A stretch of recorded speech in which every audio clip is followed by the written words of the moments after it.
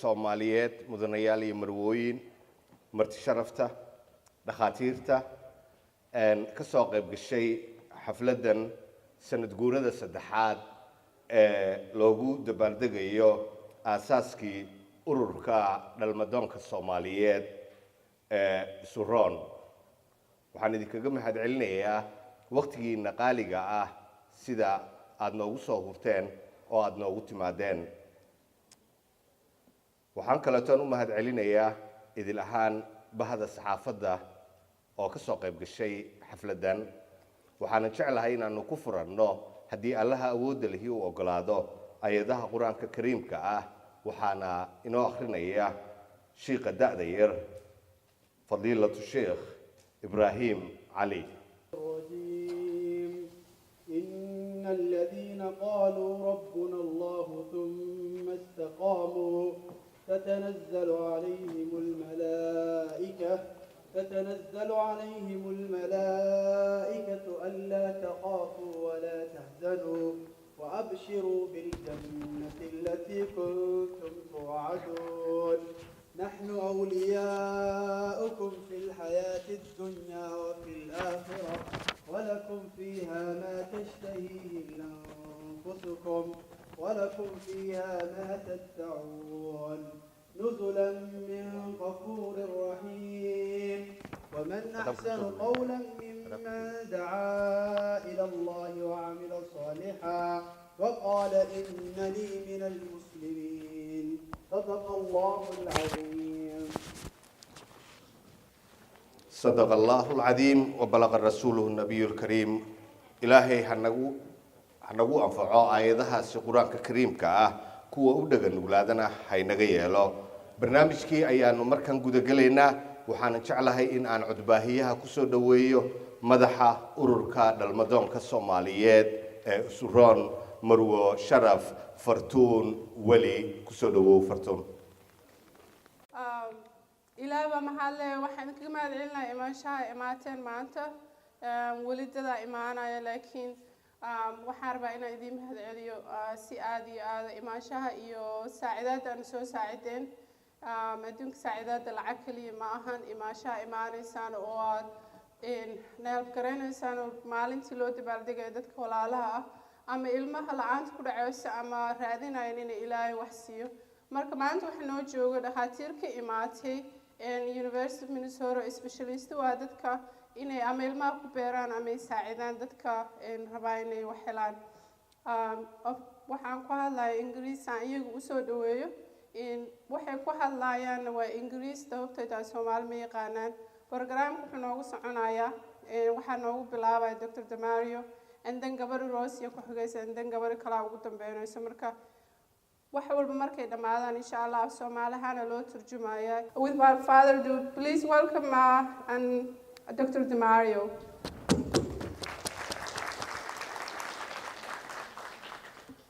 Thank you very much. I appreciate the invitation to speak with you tonight. And this week is National Infertility Awareness Week. So, received a child, there is some information about how long it takes to have a child. And so this research is done in the 1950s and really hasn't changed much since then. So when couples are trying to have a child, when they're actively trying to conceive, about half of them conceive within the first 3 months, about 70% within the first 6 months, and about 85% conceive a child after a year. Next slide, please. So we have to determine when is the appropriate time that couples should seek assistance. And we have a professional society, it's termed American Society of Reproductive Medicine. So they set forth some definitions. So we do use these because we use these definitions to counsel patients about when they should seek care. And so the definition for infertility, according to our society, is a disease that's defined by the failure to achieve a successful pregnancy after 12 months of trying. having intercourse between the man and the woman. 12 months or 1 year. This definition, however, is modified because we think earlier evaluation is warranted if the woman is older. So for instance, if the woman is over the age of 35 years, then we think it's worth consulting a specialist after 6 months of trying. What is the incidence of infertility? In other words, in the population, and as Fartun was mentioning, it's blind to ethnicity. So in Caucasian and in African descent patients, the incidence is about the same. So about 10 to 15% of couples are affected by infertility. This means approximately 1 out of 8 couples experiences some problems. Okay, this slide, it's hard to probably read it from your chairs, but it's breaking down the causes of infertility. In other words, when is it attributable to the woman? When is it attributable to the man? When is it attributable to both? Or in what percentage of the time do we not really know? Is it attributable to the man or the woman? And what I'd have to say is that these colors on the bottom are reflecting problems that are related to the man. And sometimes I think that isn't as appreciated because, of course, the woman has the baby and carries the baby, but a lot of times the fertility problem can derive from the man to begin with. In other words, the man may not have adequate amount of sperm, adequate number of sperm. The sperm and egg have to come together to produce a baby and a child. And I'll just point that out to begin with. We usually know the cause of infertility in about 85% of the couples. So about 15% of the time we don't know. And when, like I said, when we do know, it's pretty close to almost half that are related to the man or the woman, and sometimes a problem with each.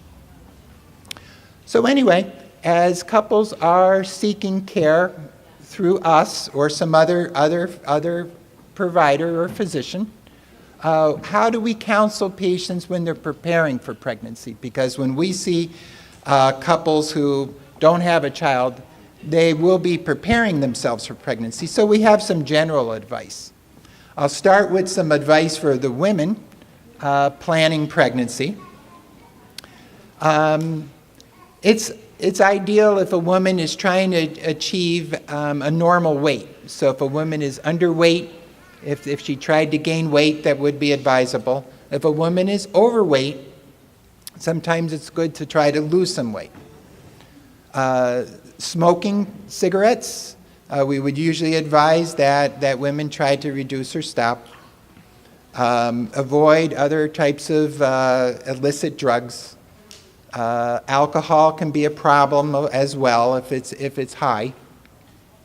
And we also advise women to take a vitamin supplement. And this should include what's called folic acid, and that limits certain types of birth defects, so we advise that. Sometimes that's termed a prenatal vitamin. We advise women to try to keep track of their menstrual cycles. In other words, when did one start? When did the next one start? When they are able to tell us that, we can determine if it sounds like a woman has normal cycles. There's also ways that women can do temperatures to determine if their cycles are normal. We can advise patients how to do that. There's also kits that you could pick up in a pharmacy that a woman could use to check her urine to determine if it's at the time that she's fertile or the time that she's ovulating or releasing an egg. Sometimes we advise that. How about men? For men, we also talk about trying to reduce smoking or stop smoking, avoid other recreation drugs, moderate alcohol as well. So a lot of these are just general health tips. We think it might be good for men to take a multivitamin too. because that could help their fertility potential in some cases. For men, we just advise to try to avoid hot baths, saunas, whirlpools, or high temperatures in the bath, as well as tight-fitting clothing. Next slide. Okay, so if a couple comes to see us, what happens? So what happens during an infertility evaluation? Back, please. I'll just point out that there'll be a medical team, so it'll be a doctor, and a doctor has a bunch of people helping them. We have nurses, we have office staff, we have scheduling staff, laboratory staff. So a doctor needs a whole team, a medical team, to see patients. And then for an infertility evaluation, as the picture depicts, we like to see the man and the woman.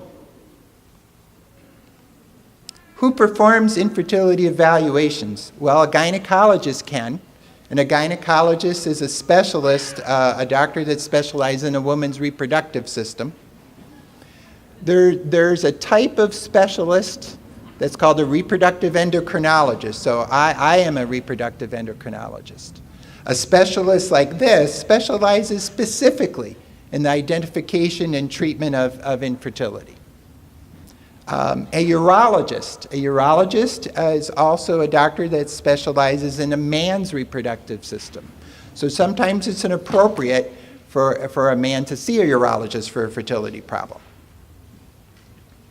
Okay, so what happens when patients come to the office and what do?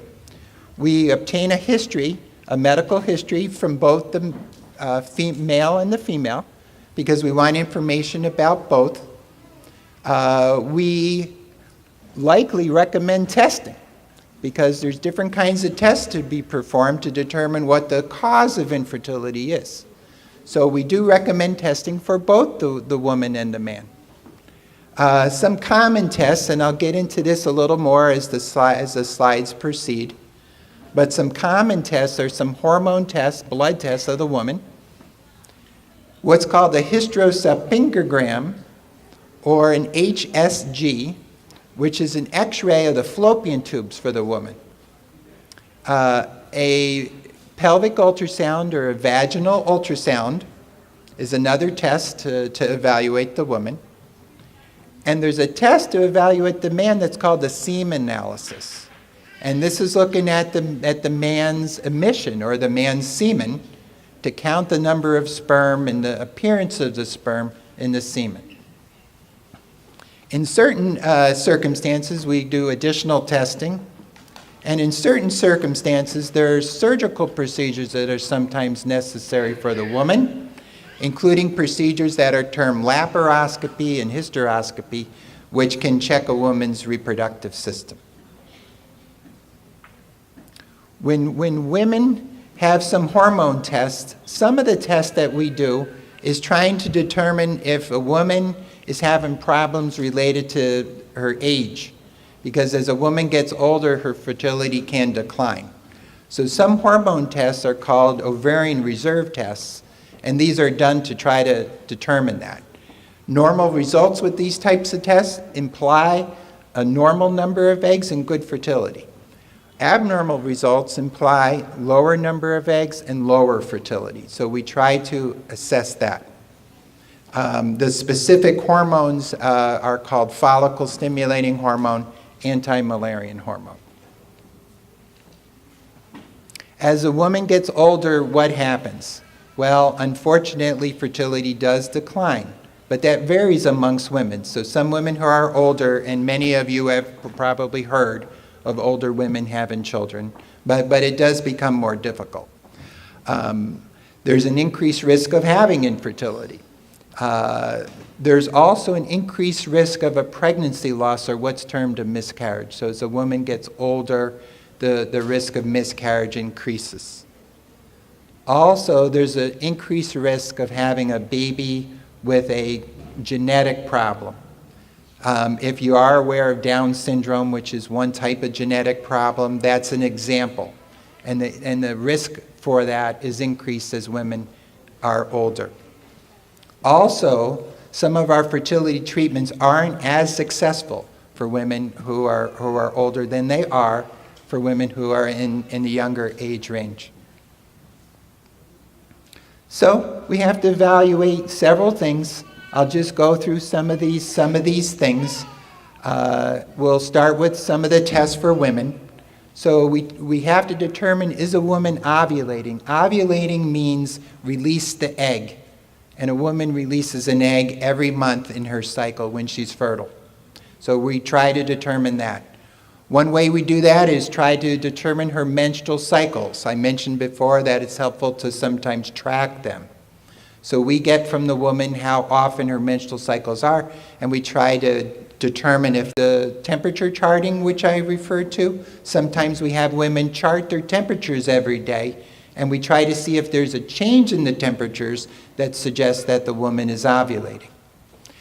There's also the urine ovulation test that I mentioned before. So at the middle part of a woman's cycle, she could do this testing to try to determine she's ovulating. And this is an example of what could happen on a temperature chart where a woman is recording her temperature. In the early part of the cycle, the temperatures are a little bit lower. But if she did ovulate, then in the second part of the cycle, we can see the temperatures go up. So a temperature chart with a rise in temperature can sometimes be seen. So if a woman isn't ovulating, what could be the reason for that? There are conditions. I'll just mention a couple, and I won't focus on this too much. But there's a condition called polycystic ovarian syndrome, and this is relatively common. About 2 to 4% of women have it. They ovulate some months, but not others, typically. And they could have a harder time getting pregnant. Sometimes they also have problems with acne or excess hair growth on the face or the body as well. Some women have what's called amenorrhea, which they don't have any menstrual cycles. Some women have that because they're underweight. Some women have that when they really exercise a great deal. And that's another reason why women may not ovulate. The third condition is called premature ovarian failure, or what's called premature menopause. This is when a woman goes through what's termed a change of life, where her menstrual cycles aren't coming anymore. And unfortunately, if that has happened, we really don't have any real good fertility treatments for women who have experienced that. Sometimes women could consider what's called donor egg, which is receiving eggs from other women.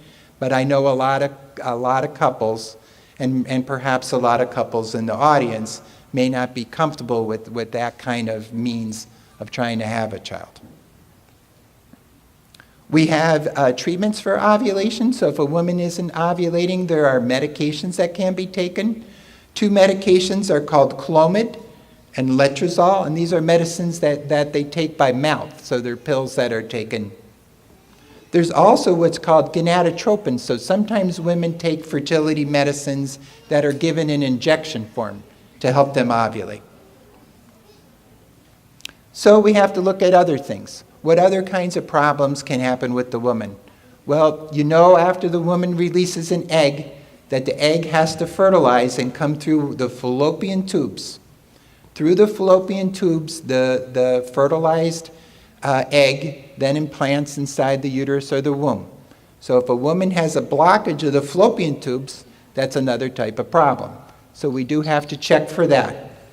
I mentioned earlier there's an X-ray called a hysterosalpingogram where a dye test can check if the fallopian tubes are open.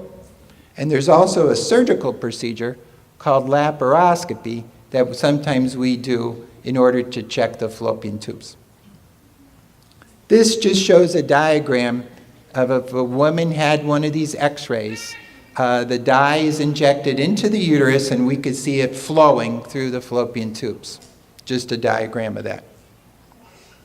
And this is just a diagram of the laparoscopy procedure, which is done in surgery, where a woman goes to sleep, is done in a same-day surgery through small incisions, where camera is inserted through the abdomen, and we look inside at the fallopian tubes.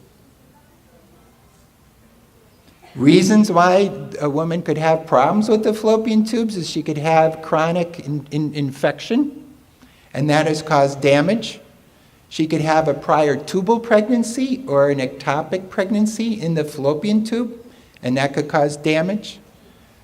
Adhesions or scar tissue can cause damage, and a condition called endometriosis can also cause effects on the fallopian tubes. A lot of problems with the fallopian tubes can require surgery, but sometimes if there's a lot of damage to the fallopian tube, sometimes surgery is not as successful. So sometimes patients consider the treatment that's called in vitro fertilization or IVF. And Rosie's going to be talking about IVF a little bit later. When we have to evaluate the uterus, what techniques do we have for that? We have the ultrasound procedure, where an ultrasound is used to look over the uterus. Sometimes we do a special type of ultrasound, which is called sonohysterography, where we could put something in the uterus to fill it with a salt solution, so we could get a better look of the very inside of the uterus. And there's also a surgical procedure called hysteroscopy, where we can insert a camera inside the uterus as well. This is a picture of the sonohysterography, which is the ultrasound where some saline solution is in. And there's a little growth inside the uterus that we could see there. And this is just a schematic of the hysteroscopy procedure where a camera is inserted into the uterus. What kind of problems are there with a woman's uterus? There could be growths, polyps, or just growths that occur on the inside of the uterus, scar tissue. There could be septations or little walls on the inside of the uterus that have formed. Or uterine fibroids. This is a very common condition. These are tumors that come from the wall of the uterus, and they can grow and start to cause problems. When we have to treat a uterine problem, it usually also requires some form of surgery to correct that. Okay, so we'll shift over to men, and how do we check men, and what happens there. We do a procedure called semen analysis, so we ask men to produce their sperm. We know that sometimes men are uncomfortable with that, so we try to find ways to help with that. Men sometimes could collect at home if they don't live too far and bring the sample to us, or sometimes they could try to collect this type of sample in our office in the clinic. Once we have the sample to look at, they're looking at the number of sperm. They're looking at motility, which is the percentage of the sperm that are moving. They're looking at morphology, which is the determination of the shapes of the sperm. And there's the criteria for each of these to determine if it's normal. And for men, there's a lot of things that could be affecting them that is impacting their fertility. And this is just a list. And I won't go through every aspect of every one of these conditions, but just to know that there's a lot of problems that men can have that can impact their fertility. They can have injuries, they could have surgeries that affect them, they could have exposure to different medicines or radiation, toxins, etc. Men can have problems with what's called the ejaculation. That means emission of the sperm. That could not work, or it could actually go in the wrong direction, called retrograde. Sometimes men, in their reproductive tract, there's blockages. So men could have blockages where the sperm can't travel through. There's also hormone problems men can have. And there's a condition called varicocele, which is a dilated vein that happens in the scrotum that can affect men's fertility. So I just mentioned that there's a whole host of things that men can experience as well. When men are treated, sometimes if we know, what the specific problem is, we'll make a recommendation. And if a man is treated and there's a specific problem that has to be corrected, sometimes we do use a urologist. So I mentioned earlier that a urologist who's a male fertility specialist might help us. They can do different surgeries when it's needed. They could do different medical treatments when it's needed, and they could assist a lot of men. Sometimes there's just general treatments that are trying to help male infertility, where we could take the man's sperm and do what's called artificial insemination. This is where we inject the sperm into the uterus and try to help conceive a pregnancy. Then there's the second technique which we're going to talk about called in vitro fertilization, or IVF. And this is an important treatment because this is one of our most successful treatments. But I'm gonna let Rosie kind of describe that a little bit more for you. Insemination using donor sperm, this is sometimes considered, but like I mentioned earlier, a lot of couples may not prefer the use of sperm from another man for their treatment. But there are sperm banks that do provide sperm for women if they wish to consider that type of treatment.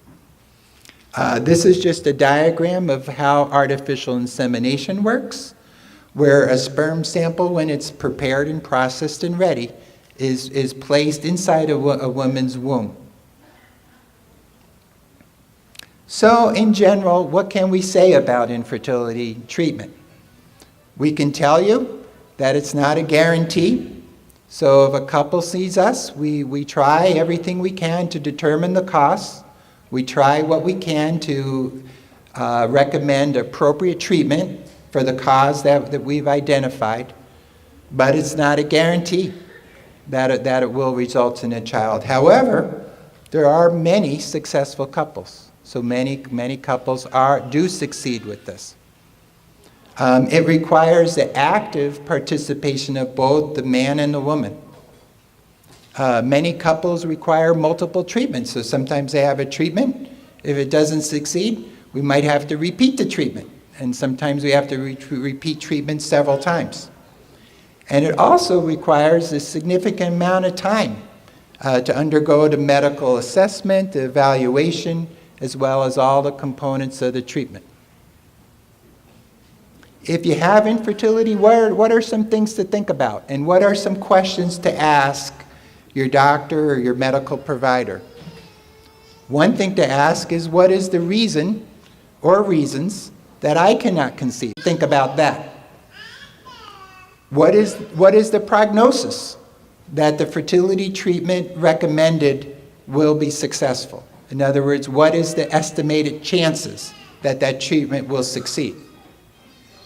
What are the costs of the fertility treatment? Sometimes we have to discuss costs with our patients. And does the insurance company, if you have insurance company, do they cover the costs of specific infertility treatments? Because sometimes they do, and sometimes they may not. So that's another important question.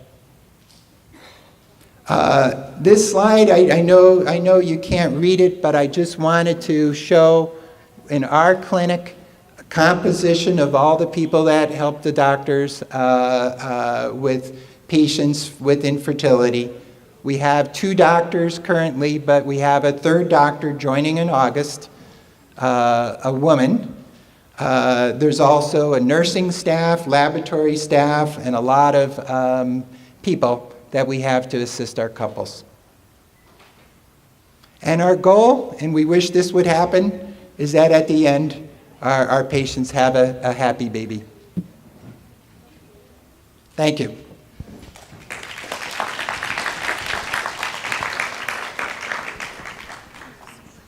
يعني markaa go'aan ku gaartid inaad ilmaha isku beertid dariiqadaha la maro xitaa anagoo af Soomaali ku hadlaynin iska dhaaf dadka Ingiriis ku hadlay ay xitaa dhibtaa marka si sahal ay u soo diyaariyeen insha Allah barnaamijku dhamaad waxaan isku daynaa videoga inaan translate gareyno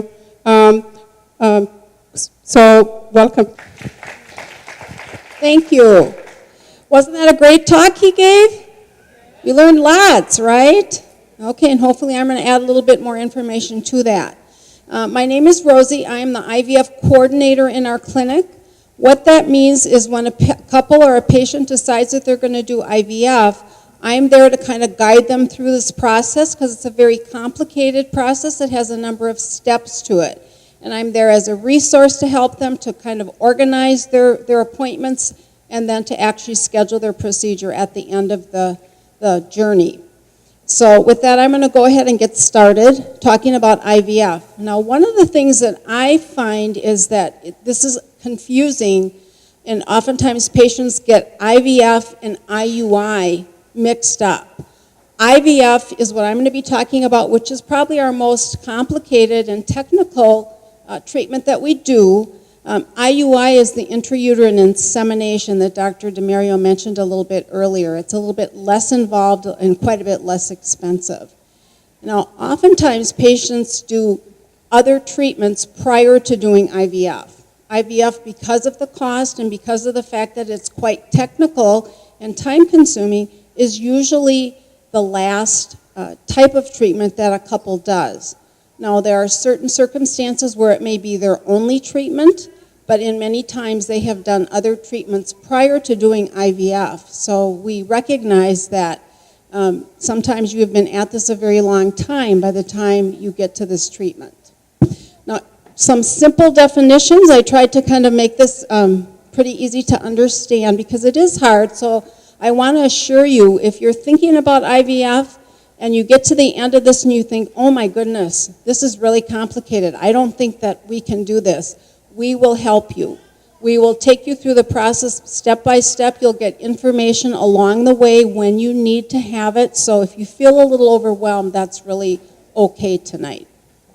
So in vitro fertilization basically is a process in which we stimulate the ovaries of a woman to make eggs. And we do that typically by using injectable medications that the woman will take and give to herself in her abdomen. And usually these injections are anywhere from about 10 days to even 3 weeks or so. After about 10 or 12 days of these stimulation medications, when the ovaries have made a number of eggs, and we monitor this with ultrasound, and it will involve a number of appointments at the clinic to kind of determine this, then she's given a shot, and it's actually one you will take yourself, ladies, that matures the eggs, and then we do a process called a retrieval, or transvaginal oocyte retrieval. We refer to it as something called TVOR. And in that procedure, while the woman is asleep, and it's done in our clinic, it's a fairly simple procedure done by either Dr. DeMario or one of the other physicians. They remove the eggs with a needle by going through the top of the vagina. Those eggs, along with the fluid that they're in, are then given to our embryologist in the laboratory, and they take those eggs and mix them with sperm to have fertilization occur. After fertilization occurs, they're kept in our laboratory in the incubators for a number of days, and either 3 or 5 days after that procedure, they will be transferred back into the uterus of the woman with a special catheter, and that's called an embryo transfer. And that's basically what the process is in very a quick, simple definition, but we're going to talk now about that in a little more detail. So Dr. DeMario, I think, has done a good job of giving you ideas of why infertility occurs and some of the different reasons. So I'm not going to really spend any time on this other than to point out this is not a complete list. It's a fairly inclusive list, but you'll notice the number one thing on the list is male factor. And I actually have to track the different reasons why we do IVF in our clinic, and actually male factor is the most common diagnosis that I see in our clinic. This is just some interesting facts about IVF. The first IVF baby was born in England in 1978. So it's really not all that long ago that we've been doing this process. Her name is Louise Brown. She's now, if I can do my math right, she's about 35. There were approximately 95,000 IVF cycles done in the United States in 2011. This is the year that we have the latest statistics on. And this would be referring to cycles where a woman used her own eggs. And in our clinic at Reproductive Medicine Center, we do approximately 350 IVF cycles a year. As Dr. DeMario mentioned before, it takes teamwork to do this. And in the course of an IVF journey, you will encounter all of these different groups of people at our clinic. I just want to point out a few. Down when you get to the embryologist is the person that's going to be dealing with the eggs, the sperm, and the embryos. They're a very, very important part of the IVF team. We have 2 embryologists at our clinic. They both have PhDs. They've been doing this a very long time, and they're actually very good at what they do. Right next to that is something called an andrologist, and that's actually an infertility specialist for the male. We mentioned the reproductive endocrinologist, of which Dr. DeMario fits into that category. And then I am the IVF coordinator, as I said earlier. Also want to point out at near the very top is our financial counselor. Our financial counselor plays a huge role in this because, unfortunately, it's not covered by a lot of insurances. So we need to kind of figure out from the beginning, is this something that's realistic for your family's budget? The timing of an IVF cycle is sometimes a little bit of a surprise to couples. It's not a fast process. From when a couple makes the decision to do IVF to when they actually have their retrieval or their procedure takes about 2 to 3 months. About half of that amount of time is taken getting through the pre-screening process. The labs that Dr. DeMario was talking about for the woman, labs for the man, semen analysis for the man. There's an education class that we require that you take that helps to kind of educate you about this process, and all of that takes time. And then we place the woman on birth control pills, and from when she goes on the pill to when she actually has her retrieval is going to be about another 6 or 8 weeks. We also do not do IVF 52 weeks of the year. We do it about 30 weeks of the year, so we will kind of look to see where you might fit best into the cycle, and that might also delay you by a few weeks or a month. As far as the pre-screening steps go, just wanted to briefly talk about this. In an IVF cycle, there are labs that Dr. DeMario has already talked about, looking at the woman's ovarian reserve. There's the semen analysis for the man. Very important that we have that information. The woman based on birth control pills, as I said. Now that seems really strange, doesn't it? We're talking about infertility and we're saying you need to go on birth control pills. I get lots of confused looks and comments about that, and I'll tell you why we do it. There's 2 main reasons. One is it puts the woman's ovary in a resting state so that when we stimulate it for her IVF cycle, we actually have a better response. And the second reason is that it allows me to control her cycle so that we can move things along a little bit quicker and make things fit into the cycles. After birth control pills, I mentioned the class. There's a class that I happen to teach. It's held in the evening in our clinic, and it really is a very informational class that I think most couples find really helps to make all of this make a lot more sense when they complete that class. And the final step is coming in, meeting with the physician. Dr. DeMario kind of talked a little bit earlier about the sonohystogram, putting some fluid in the uterus with a catheter and ultrasound and looking at the uterine cavity to make sure there's no abnormalities.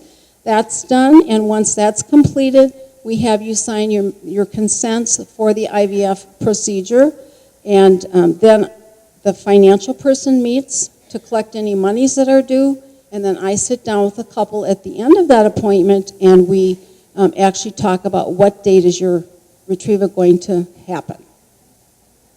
There's 3 things that I schedule at the end of that appointment. One is the tentative date of your retrieval, and we actually use about a week because we can't give you an exact date. It depends on how you respond to these meds. I will order your meds at the pharmacy of your choice, and I'll help you with that, and then I'll actually set up your first appointment and kind of give you the basic instructions.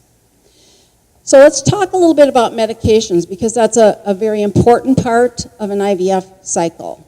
And I'm going to kind of list typically what you might need. So initially it's birth control pills, and it's anywhere from 2 to 3 packs of birth control pills is kind of average. The next medication is something called leuprolide acetate. This is the most common one, and again, please don't feel like you have to remember any of these names tonight. You don't. But this is a medication that's an injection that the woman gives herself daily, and it will actually give us control of the cycle so that you don't ovulate before we're ready to do your retrieval. Very, very important medication.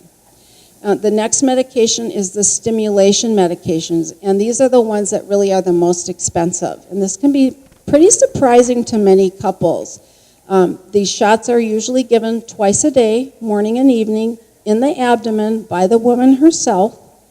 And we normally use 1 or 2 different medications, and these medications cost anywhere from about $2,000 to $6,000 for one treatment cycle. The next medication that we would be using is something called HCG, and this is what actually matures the egg right before you have your retrieval. It's given 36 hours before. Your doctor will determine what day that should be given, and again, it's a shot that the woman would give herself. So in an IVF cycle, almost all of the medications that you take are by injection, and they're a small needle that the woman can do herself quite easily. And we do have a video in our clinic on our website that you can watch that usually will help you feel like you can do this. And we also have classes at the clinic. So if you want a little bit more supervision and want us to talk you through that first shot, we're happy to do that and let you practice with the nurse on that. The very first one is starting with the financial counselor. We encourage you to either call or stop by the clinic. You can do either one. It's wonderful if you can come as a couple. Gail right now is one of our financial counselors, but we do have somebody there 5 days a week that can sit down with you and talk to you about what an IVF cycle will cost, look at what your coverage is, and unfortunately, as I said, most people do not have insurances that cover IVF. So it oftentimes involves a lot of money that you need to sort of figure out what works for your budget. And that's the first thing we want to do, because we want to make sure this is a realistic and a good choice for you before we even start down the road for IVF. If you decide that, yes, this is a good fit for you, this works well for your budget, it works well for your family, then your next step would be to make an appointment to see Dr. DeMario or one of his colleagues, and then they'll do your assessment for the start of the IVF cycle. Your next step would be to contact me, the IVF coordinator, and then I will start kind of organizing your appointments and your labs and the things that you need, answer your questions, and kind of get you started on that.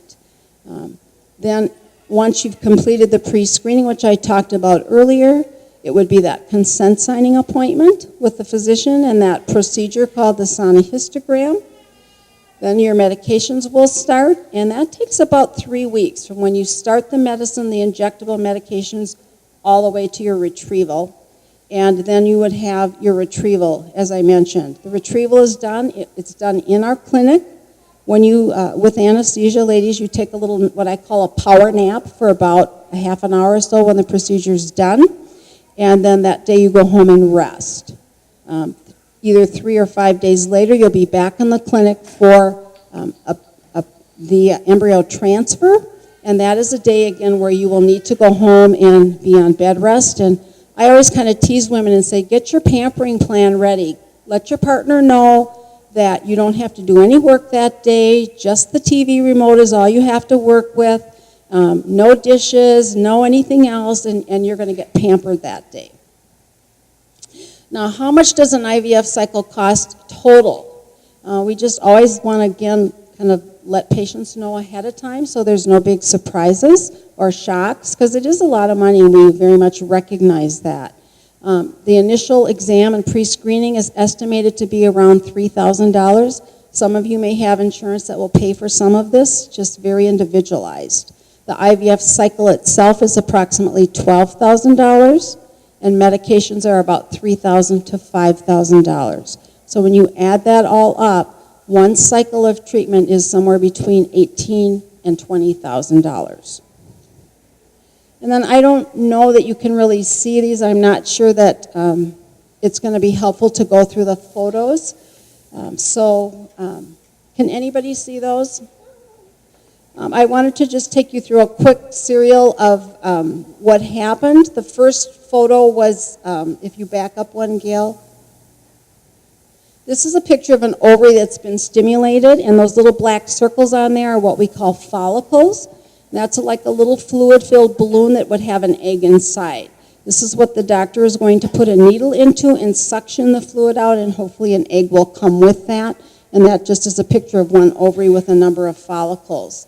The actual retrieval process is what this little schematic drawing is.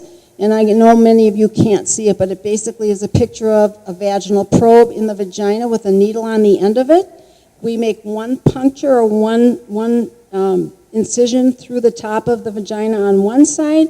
The ovary actually sits very close to the top of that, and the doctor will then move the needle around and suction out the fluid, and hopefully the eggs will come out with that.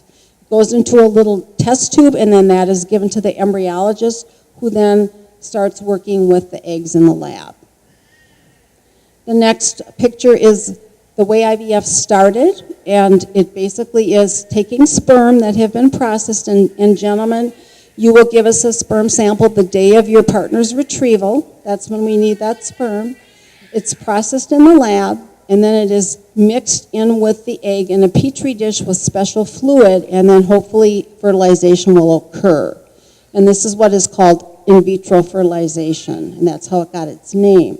Now we have a fancier way to mix eggs and sperm together, and that's called ICSI, or intracytoplasmic sperm injection. How's that for a mouthful? And in this one, which is done actually quite frequently, probably about, I'm guessing, about 75% of our patients have at least some of their eggs ICSI'd. What happens is the sperm is actually injected into the egg, and you're going to see a video. It's actually a very short one here. I think that will maybe work. And if not, we'll just move on to the next slide. But that's an actual real egg there, getting ready to be ICSI'd. And it looks like it's going to not cooperate tonight.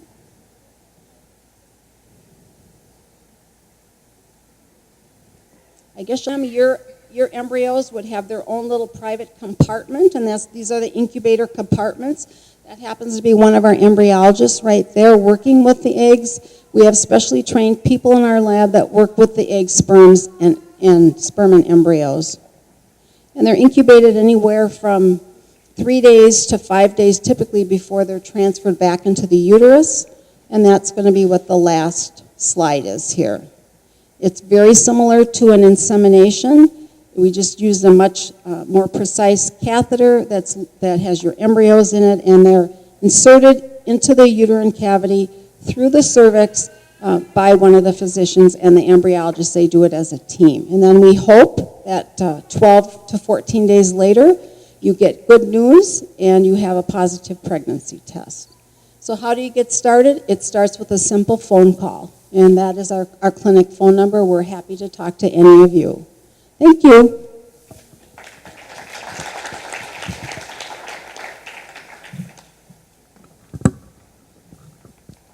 Thank you, Rosie. It's easy to follow. What I forgot to say is that we have Somali ethnic media. We have Somali TV, but also we have Somalia TV. So the Levan is responsible of his video is shown in Somalia. So your audiences are not only from Minnesota. Our organization's education piece is followed all over the world, wherever Somalis are. So now Mogadishu is in peace, so they'll be watching. So I just wanted you to know that what you're doing today is very important, not to only Americans who are here, but also abroad. Saa ogtihiinbo in ubadla'aanta waxyaaba badanaa keeno waxa ugu weyn oy dhakhaatiirtan ay ka hadleen oo insha Allah la turjumi doono ta ugu daran oo dadkeena Soomaalida ah ee haysta cudurrada galmada ka imaado.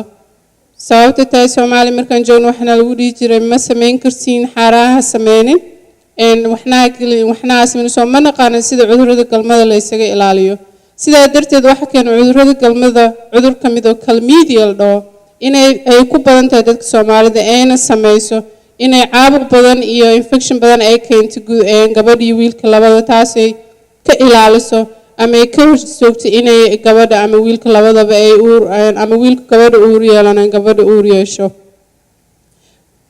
Mary waxay nooga hadlaysaa cudurkan chlamydia la dhaho, sida la isaga qaado, in waxyaabaha sababta ay keento inay ilmo la'aanta keento. Marka waxaan idinla soo dhaweynaya Mary. Mary, take over. Thank you. Good evening. My name is Practitioner. I also teach in the University of Minnesota School of Nursing. I'm very happy to be here tonight. What I'm going to talk to you about is sexually transmitted infections. There are a large number of sexually transmitted infections, but we really think of two that most often cause infertility. So that's what I'm going to talk to you about tonight. If you would, the next slide, please. The two most common sexually transmitted infections are chlamydia and gonorrhea. Now, when you think about chlamydia and gonorrhea, I can't tell you how often I see this in the clinic. It is very, very common. There are two things that you want to know about these. In addition to being common, young people are at more risk to contract. It's important to know because a lot of times young women sort of think they're invulnerable, but unfortunately they are more at risk because of some changes in their cervical tissue, which I'll talk about in a moment. So that's important to understand. If you would, the next slide. There are 2.8 million cases of chlamydia a year in the United States and 718,000 cases of gonorrhea per year in the U.S. So these are both very prominent diseases. If left untreated, about 10 to 15% of women who develop chlamydia will develop pelvic inflammatory disease. And I'm going to talk with you about that and why that's significant. If you would, the next slide. Earlier, Dr. DeMario talked to you about the uterus and the fallopian tubes and the ovaries, and this is sort of a model of what's inside a female. And if you can see these little stalk-like appendages on both sides, these things that stick out at the top, this is your uterus in the middle, and these are your fallopian tubes. What happens when you develop pelvic inflammatory disease is the bacteria starts to scar the inside of these tubes, and as our two former speakers just told us, when those tubes get scarred, the fertilized egg can't get through to the uterus. And so that's what we really run into with chlamydia and gonorrhea, is these tubes get scarred. It can also damage the uterus itself and the ovaries, which are these little round things on the sides over here. So this is what we are worried about when we have chlamydia and gonorrhea. So pelvic inflammatory disease is an infection of the uterus, the fallopian tubes, or the other reproductive organs. And the bottom line with that is, because you have infection in here, you get scar tissue, and you can't become pregnant. The symptoms very often for pelvic inflammatory disease, it may start out somewhat mild. A woman might think that she just has a bad stomach ache, but over time it can rapidly become very serious. You might get severe abdominal pain, nausea, vomiting, chills, high fever. They're very uncomfortable very often when they come into the clinic. Now, unfortunately, we don't like to see it get that far, so I'm going to talk with you in a little bit about what we can do to try to screen for these illnesses and then also to treat them. If you would go forward.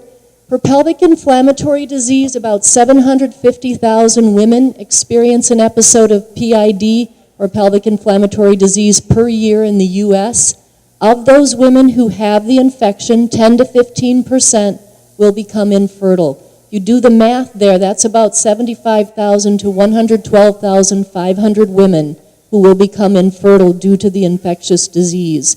Another large percentage may have an ectopic pregnancy, and our previous speakers also talked about that. When you have an ectopic pregnancy, normally that fertilized egg seeds itself in the uterus, in the lining, but sometimes the fertilized egg will implant itself in the fallopian tube, and as it starts to grow, the entire tube may burst. And again, that's very painful. I think my mic is going.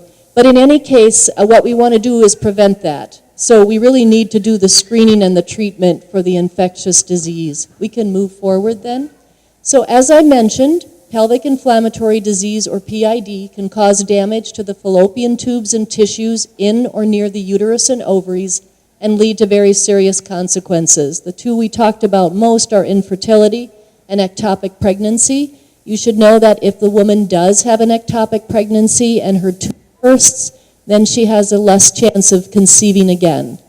Also, you can develop an abscess formation or chronic pelvic pain. These are the women, it's very difficult to diagnose. Women will often come in and they talk about this recurrent pelvic pain. They're very uncomfortable, but we can't find a good reason for it, and this can be sort of a lifelong complaint. It makes sexual intercourse very uncomfortable, and again, they're less likely to conceive. Now, this is a picture of what it looks like inside, so when I show this model, that's what's inside the female body. You can move forward. So when we talk about chlamydia and gonorrhea, the symptoms of chlamydia are abnormal vaginal discharge, painful urination. They'll often describe a burning on urination. And the symptoms occur a lot of times weeks after the intercourse occurred. So you can't always put the symptoms together with that sexual intercourse. But more importantly, chlamydia is often a silent illness. There are no symptoms whatsoever. So a woman does not know she has this. The symptoms of gonorrhea are similar. You can have painful or burning sensation on urination. More commonly, I have women coming in with increased vaginal discharge, or they report abnormal vaginal bleeding, where they will bleed mid-cycle or they'll bleed more heavily than usual. But again, women may have no symptoms with gonorrhea. So chlamydia and gonorrhea, it should be noted, can also infect other areas in the body, the rectum and the oral passages as well. Now, male symptoms are a little different. You will also find penile discharge, usually a yellow, greenish color, a little different than what you're experiencing normally. There may be some blood in the penis on discharge. More importantly, they often come in with burning on urination. Infection of the male genital tract can occur, so if you don't catch the acute symptoms, the infection can sort of penetrate other areas, and you may come in with swelling or pain in the scrotal sac, or you may have some pain up in the place where the sperm is developed in the first place. So you'll just have other symptoms with that, and that can be difficult to treat. Now, the thing to notice here is that men are much more likely to have symptoms than women. So they're more likely to come in for treatment, but then we really have to have men telling their partners as well that they've been infected and treated for this. Without that, the women may go on and have an infection and not know. So the Centers for Disease Control in the United States has some recommendations for screening. They will recommend annual screening for any woman under the age of 25 who is sexually active, and for older women who have risk factors such as a new sex partner or anyone who has multiple sexual partners. I know in most of the clinics where I work, when we have a young female who comes in with urinary symptoms, this is recommended that we do on those patients. In addition to screening for a urinary tract infection, we also screen for chlamydia and gonorrhea. So the treatment is pretty simple. It's antibiotic treatment.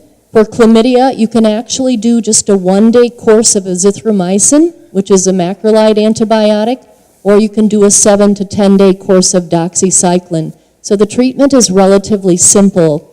Now, gonorrhea usually requires an intramuscular shot of a cephalosporin medicine, and then there are some other options along with that. They recommend that you take, again, the azithromycin and doxycycline, but you have to have the shot. The unfortunate part is we're seeing increasing resistance of gonorrhea to many of our antibiotics. So that's a very changing bacteria and becoming more difficult to treat. If a woman is pregnant and is found to have chlamydia or gonorrhea, it's really important to treat that infection before she gives birth. And the reason for that is the baby can pick up the infection as they come through the birth canal. And when they do that, it can cause eye infections, they can get it in their lungs, they can be very ill. So it's really important that we screen during pregnancy and that those women are treated. If a woman is found to be positive for gonorrhea, we automatically treat for chlamydia as well, because they tend to come together. The opposite is not true. If you have chlamydia, you won't necessarily be treated for gonorrhea, but you certainly will if you have gonorrhea. So, how do we prevent these illnesses? There are a number of ways. One, of course, is abstinence, not having sex until you're married and you have one partner, making sure that you're both monogamous, meaning that both the female and the male in the relationship have only one partner. The more partners you have, the more at risk you are of contracting a sexually transmitted infection. There used to be a good poster we had in our clinic that I thought was really helpful. It had a male and a female, and it said, when you go to bed with this person, you're also going to bed with all the partners they've had before. And you could just see how that would multiply, because then you go to bed with the partners that partner has had. So you really need to think about that. Abstinence, of course, is the primary prevention. Consistent condom use has been recommended. I just read an article this week that condoms may not be 100% effective for chlamydia or gonorrhea either. So that's another thing we have to think about and be careful. And then knowing your partner and knowing the risks for chlamydia and gonorrhea are important. We are really telling young women to ask their partners if they've had sexually transmitted infections or if they currently do. I have some partners who come in together and they require testing so they know who has what. It seems not quite as romantic, but it's a healthy way to do things and to live. So you might want to think about that. And then also regular screening. As I mentioned, when young women come in, and if they're sexually active, we really strongly recommend that they get chlamydia and gonorrhea testing. I also encourage young men, if they have any symptoms, to come in and be tested. And then after infection and treatment, we used to do a test of cure, meaning that we would see if the infection was gone. We don't always do this now. In some cases, I will, but your provider will recommend that. And I think that's probably it. So.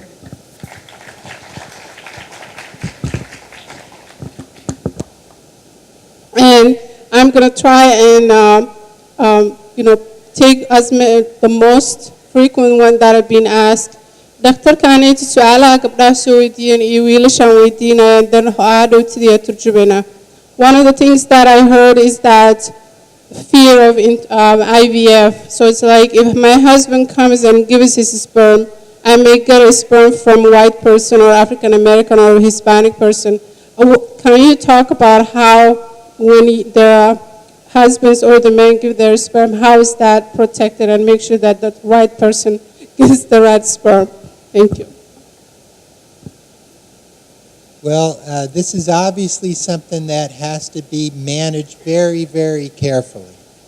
It is true that in these instances where we are doing in vitro fertilization, the sperm is out of the body, the eggs are out of the body, so we definitely have to have the right sperm with the right eggs at all times. And so when a man is doing the sperm sample, for instance, if he brings it from home, we do very careful identification. So sometimes men forget that, but they need their driver's license or their form of ID. And we have to see for sure that is the man that is attesting to that sample. Everything is very carefully labeled. And so it's stored in very careful systems. Even when we are freezing sperm, if we are, that's in very certain designated containers that are also very carefully labeled. When a woman is doing her part and we are retrieving the eggs, we check her identification same way. We confirm with the embryologist who the patient is. We actually do that with the patient while the patient's still awake. And then the eggs are out of the body, and then that's very carefully labeled too. So all the dishes are in certain places of the incubator, and we are as careful as we can about that, all those procedures.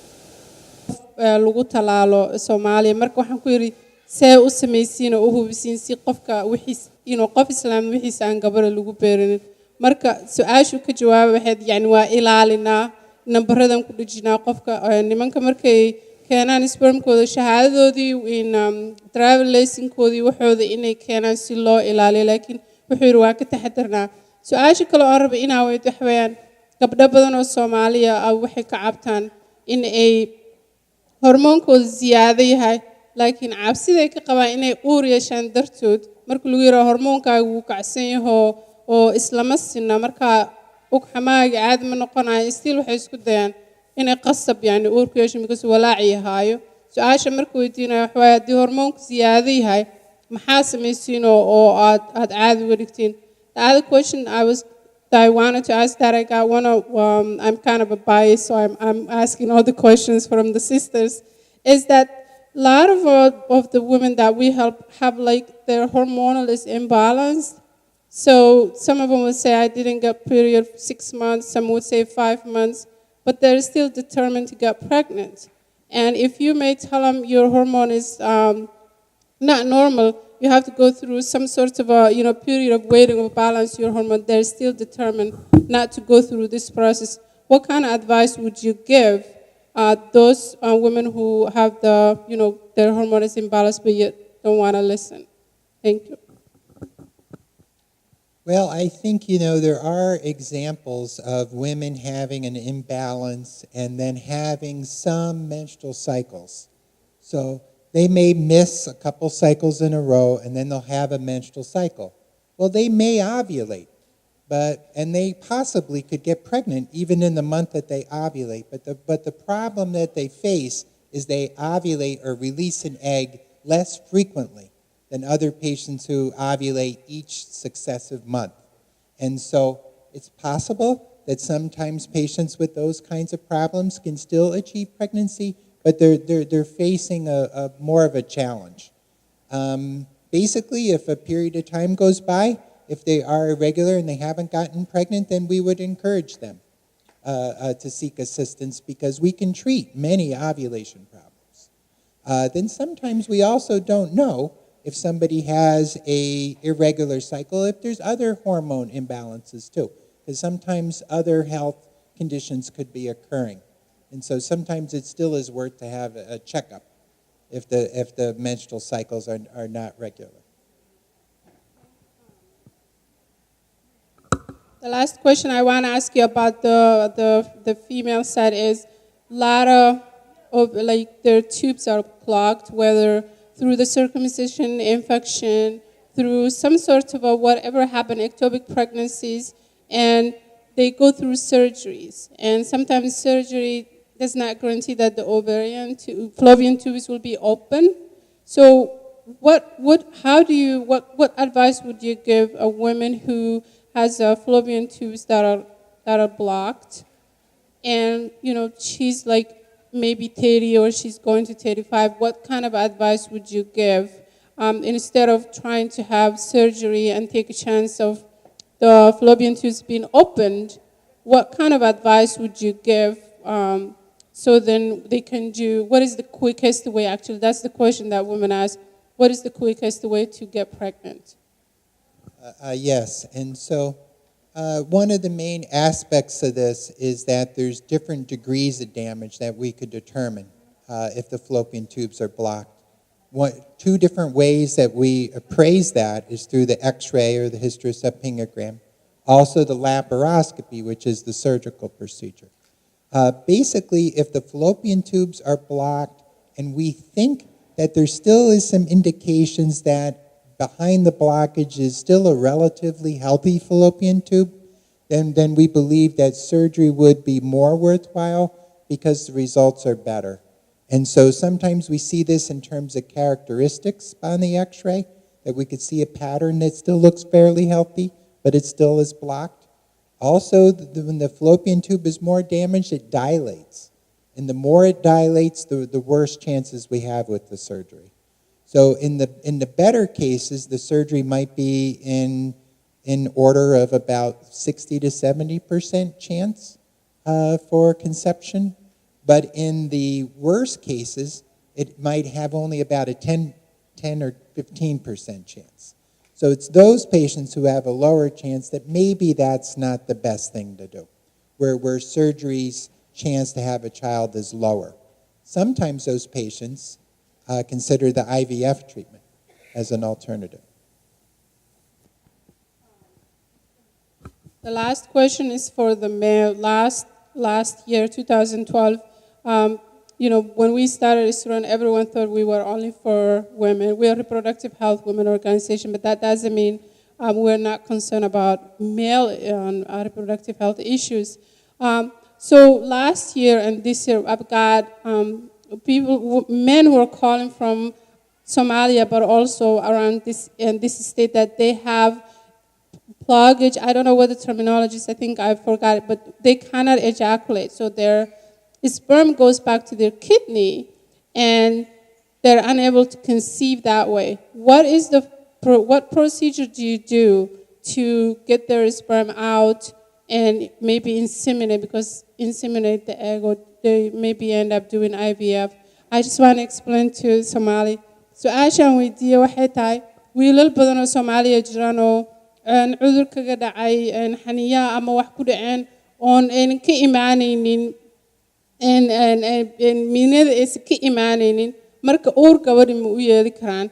Su-aashaan weydiiyaa waxay tahay maxay ka sameyn ninkaas Soomaalida ma camaliyu sameyn karaa si uu spermadiisa loo soo bixin karaa si uu gabadha uur ugu yeesho? Please answer. Thanks.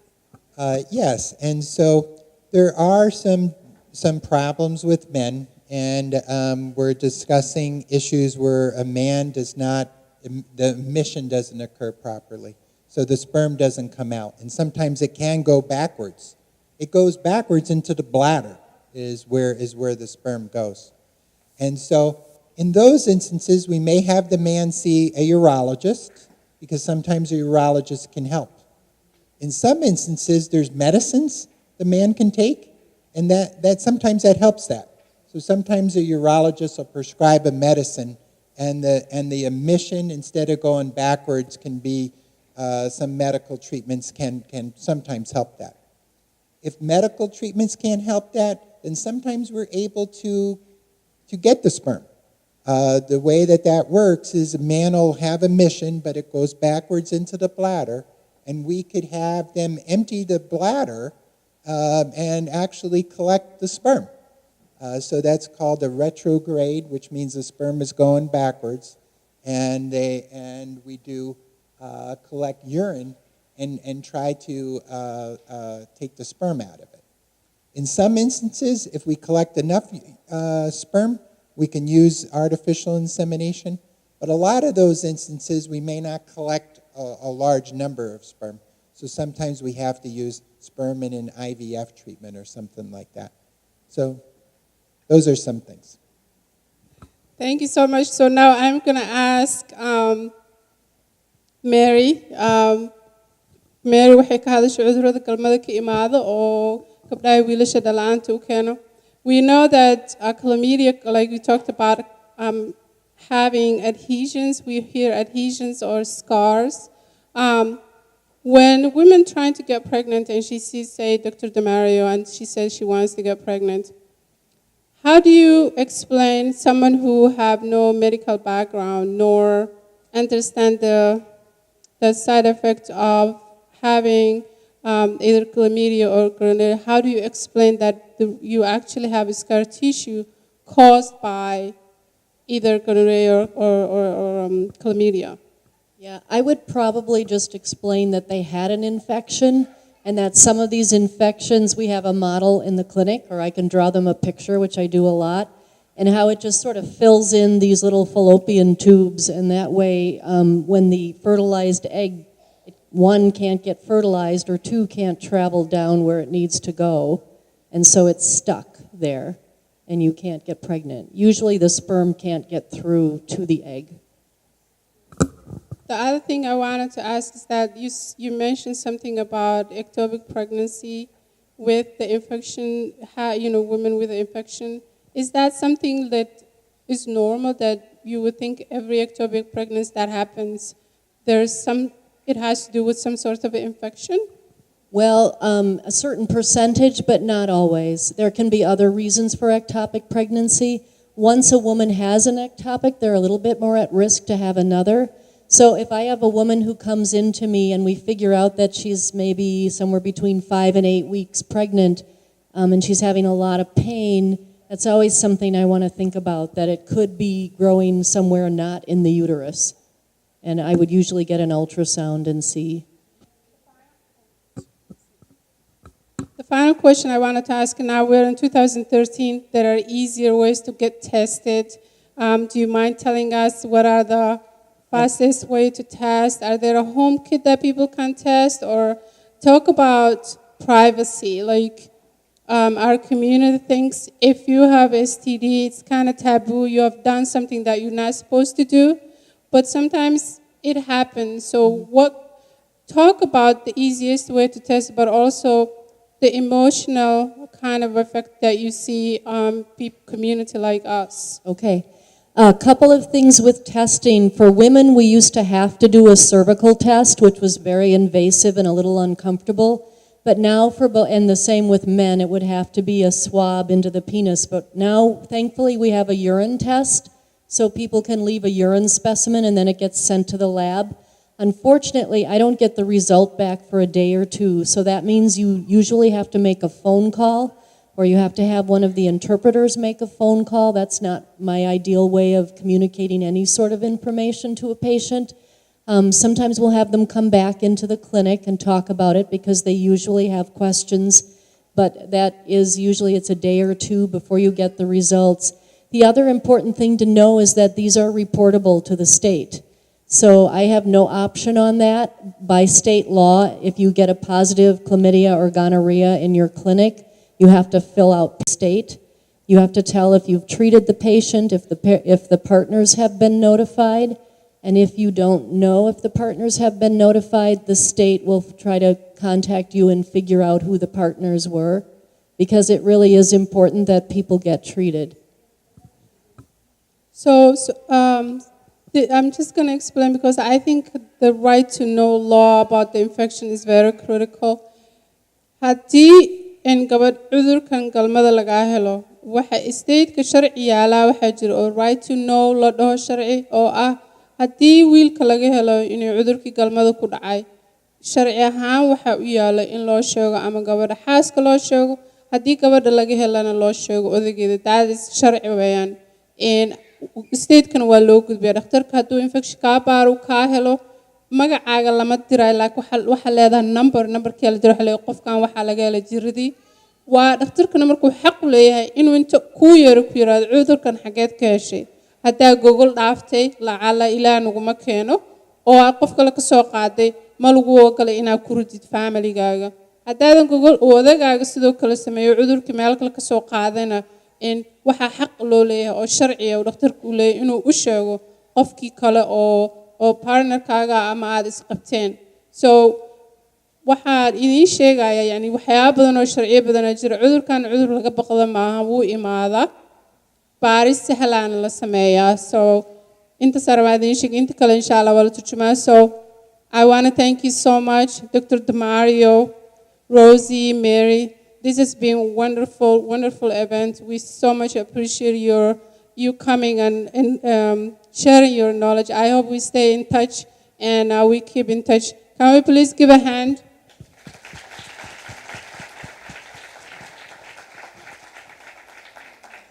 Waxaan rabaa inaan idiin sheego oo aan si aad iyo aad ugu mahadcelinayo walaaltinimada aad noo soo muujiseen. Soomaali waxay ku mahmaadaa gacmo biyahaaga looga dhargaa. Haddii aan isku istaagno oon awood u yeelanay inaan wax isbarno, dadka aan expertka aan idiin keeno oo wax ka barataan, the more aad og tihiin, xitaa haddayna waxa laga hadlayo dhan ayna idinka qabinin, maskaxdiina way siyaadaysaa. Qof kale oo laga yaabo ama xishoonayo ama walaac haysto ama jiradan ku dhacday ama isku dayay inuu ilmo yar haysto ama ilmo yar raadsado, waxay u noqonaysiin support. Isuroon waa idin jeceshahay. La'aantiin abaar waaye. Insha Allah qofkii aan magaciisa qorinin iyo nambarkiisa meesha ha qoro. Waxaan jecelahay inaan idin soo waco oo idin dhawaa maasintiin. Halkan waxaan uga mahadcelinayaa qof walba oo volunteer noo noqday oo walaalaha soo qaaday, picture-da noo qaaday, Somali TV, everybody who is here. Thank you so much. Assalamu alaikum wa rahmatullahi wa barakatuh. weli waxaad naga dheehanaysaan telefishinka qaranka Soomaaliyeed stuudiyihiisa ku yaala magaalada Minneapolis ee dalka Mareykanka. Xaflad lagu maamuusayay sanad guuradii saddexaad ee ururka Isuroon ee ururka dhalmada Soomaaliyeed ayaa iyadu aanu bartanka kaga jirnay. waxaana suurtagal telefishinka qaranka u noqotay in markaasi aanu mikrofoonka la beegsano madaxa ururka Isuroon Marwo Fartun weli. ugu horeyntiina waxa aan Fartun ku soo dhaweeyay telefishinka qaranka Soomaaliyeed. Marwo Fartun ku soo dhawow telefishinka qaranka Soomaaliyeed. waa maasantahay. Marwo Fartun waa madaxa ururka Isuroon waxaanan ugu horeyntii weydiiyay goorma ayaa la aasaasay ururkan. ururkan waxaa la aasasay 2010kii. maxaa loo aasaasay? waxaa loo aasasay markii aan aragnay dhibaatooyinka ugu waaweyn ee dadkeen haysta ee cilmi la'aanta ah markii dadka gabadha ama wiilka ay isku dayaan inay ilmo yeeshaan ama uur yeeshaan sida dadkeena ay jaahil uga yihiin oo in waxba ka ogeyn aqoon darrada haysta. marka waxaan rabnay hadafku wuxuu ahaa in dadkeena aqoonta la baro waxyaabaha jiro oo sababa inay gabadha iyo wiilka ay uur yeelan waayaan. Marwo Fartun aan kula kaftamo waxaa tahay aqoon-yahanad Soomaaliyeed madaxii ururka Isuroon dhibaatooyinkan Soomaaliyana way ka jiraan. marka daryeelku ma halkan kaliya ku egyahay mise Soomaaliyana waxbaad ugu tala gashay dadka jooga rag iyo dumarba oo ayagu ay haysato dhibaatadan dhalmo la'aanta? may dadka inta jooga kaliya maahan xaqiiqdii na soo waca oo naga faa'iideysta waxay u badan yihiin dad Yurub iyo Afrika iyo Soomaaliya meel walba naga soo waca. marka hadafka Isuroon waxa weeyaan in Soomaali meel walba ay joogtaba ay wax naga faa'iideystaan. laakiin organizationka wuu yaryahay waa 3 sano jiraa.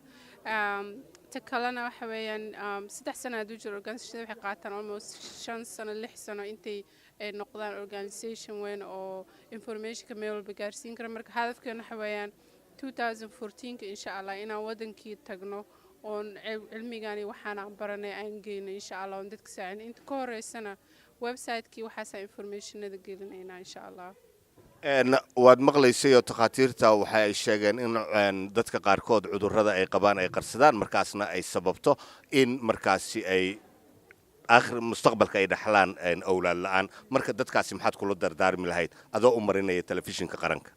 waxaan kula cudurradaas waxaa cudurrada galmada ka imaaday ahaayeen cudurradii dhakhtarada ay ka hadashay kaasoo ah in wax ay dadku qarsadaan. gabadhii ma dhihi karto in galmaan sameeyey oo cuduraan ka soo qaaday kaas darteedna way ka cabsanaysaa xitaa inay dhakhtarka u tagto ay daawo raadsato. wiilkiina sidoo kale. marka waxaan sheegaa inaad la raadsado daawada wadankii uba hadda iska xun yahay oo daawo jirinin. laakiin isbaar haddaa dareentid waxyaaba inay kaadida ku gubayso oo kale haddaa wiilta haddaa gabar tahay isbaar and then amrillah kuma darinine waa ka hortegaysaan caabuqada ama scar tissue-ga ay keento cudurrada galmada keena. marka isbaara. that's all I can say. mahadsanid. taasi waxa ay ahayd Marwo Fartun weli madaxa ururka Isuroon.